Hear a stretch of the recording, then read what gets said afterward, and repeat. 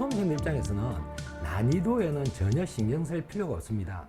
수능 시험이 절대평가가 아닌 상대평가로 성적이 나오다 보니까 결국 어려우면 같이 등수로서 등급이 매겨지다 보니까 상대적 위치가 중요한 거지, 어려우면 전체적으로 시험이 같이 어렵다 보니까 내 위치는 변함이 없다는 걸 아시고 시험 난이도에 너무 신경 쓰지 마시고, 이번 수능 난이도도 실제 교육평가원에서는 6월 9월 모의평가를 가지고서 학생들 수준을 측정한 후 난이도를 평가할 것이기 때문에 섣불리 불수능이다, 물수능이 될 것이다 추측은 예단입니다.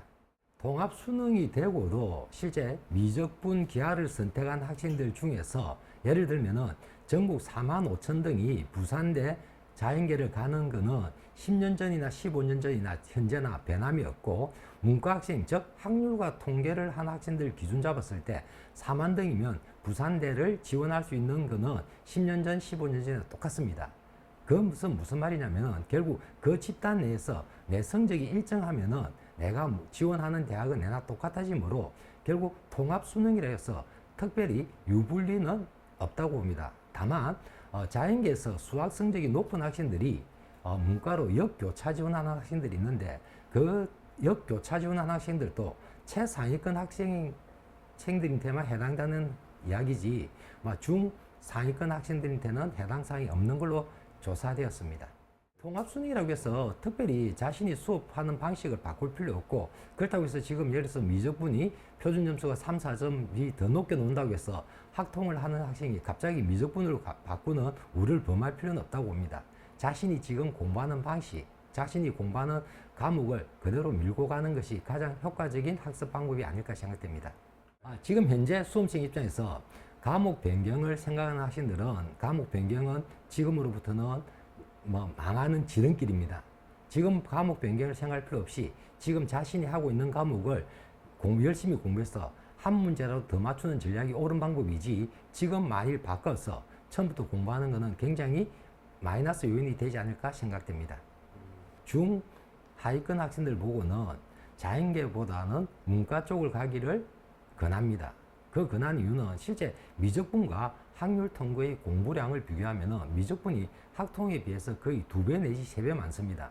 그러면 학률 통계를 선택하고 나머지 시간에 국어나 영어나 탐구 과목에 시간을 투자한다면 전체적인 플러스 요인은 점수 상승폭은 더 크지 않을까 생각됩니다. 그래서 자신이 최상위권이나 상위권 학생이라면 자연계를 선택하는 게 맞고, 중하위권 학생들은 굳이 자연계를 선택하는 것보다는 학률과 통계를 선택할 수 있는 문과 쪽을 선택해서 나중에 대학 갈 때는 교차 지원을 해서 대학을 가는 것도 하나의 방법이 아닐까 생각됩니다. 올해 각 학원 이야기를 들어보면, 재수학원 이야기를 들어보면 전년도보다 재수생이 2 내지 30% 증가한 걸로 조사되고 있습니다. 그 결과 올 수능에서는 재수생이 유리할 것으로 예상되는데, 실제 수능이라는 것은 정해진 범위 내에서 정해진 과목을 가지고 시험을 치다 보니까 결국 공부를 한 해 더 한 학생이 더 유리할 수밖에 없는 구조다 보니까 재수생이 더 유리한 구조가 나타날 수 있습니다. 올해 역시 그 현상은 계속 지속될 것으로 보입니다.